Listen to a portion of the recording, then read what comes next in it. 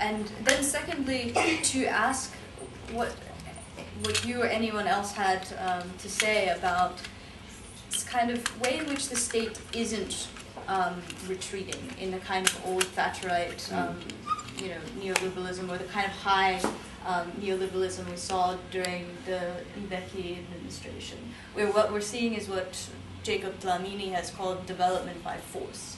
So we have people being moved into transit camps. We have these instances where you're talking about where the state is intervening in forcing people into particular food programs that are actually detrimental. So this kind of, move towards certain welfarist policies, certain welfarist, practices by the state, but at the same time, it is not, not the kind of food politics or the kind of living politics that you were talking about, or that Abashwali might be, desiring.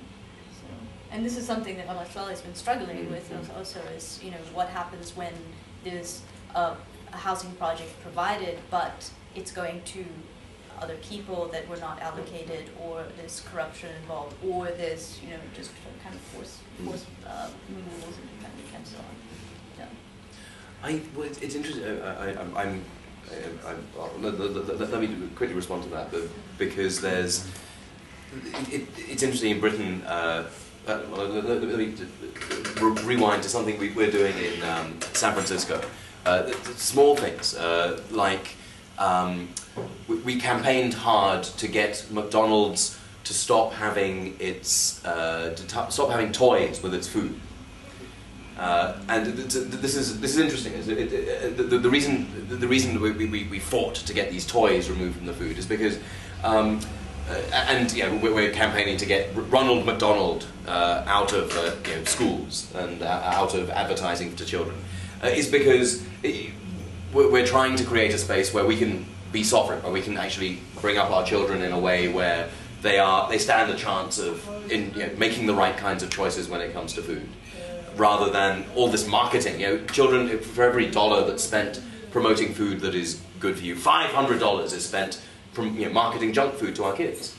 And if you're trying to be a parent, if you're trying to bring up a kid in an environment that's going to be where they will be healthy, then this is not what you need. And so the response to this was that we were trying to create a nanny state, a government that was telling people what to do. And that's bad for you, and you must do this, and rather you must do that. And this idea of the nanny state, a very gendered idea of how the government saying, "Oh, you mustn't do this and you must do that. It's best, you must do this because it's the right thing for you."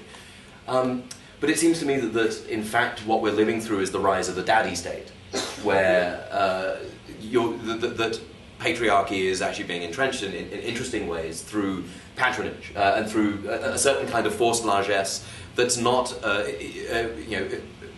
it's about beating you, but it hurts me more than it hurts you. And that's different from the nanny state. The nanny state is just about whining, but the daddy state is really about violence. And I love this idea of development by force. I mean, I think that's an important understanding of how development is operating right now. And I think the daddy state is interesting to understand, not just in terms of the rise of patronage, but also the rise of donor funding looking the way that it does today. I mean, if you look at the largest donor in the world, I mean, the Gates Foundation is the embodiment of a certain kind of daddy state that doesn't actually have to be elected. It is about Daddy Bill Gates saying we're going to solve these problems. We're going to solve malaria, for example, by eradicating malaria, and we're going to do it by cracking it with a nut of science. And so all this money flows into malaria eradication, and it gets sucked away from malaria management.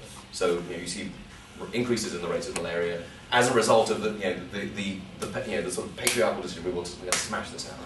But in many ways, the sort of contour of how donors work to shape what's best for you.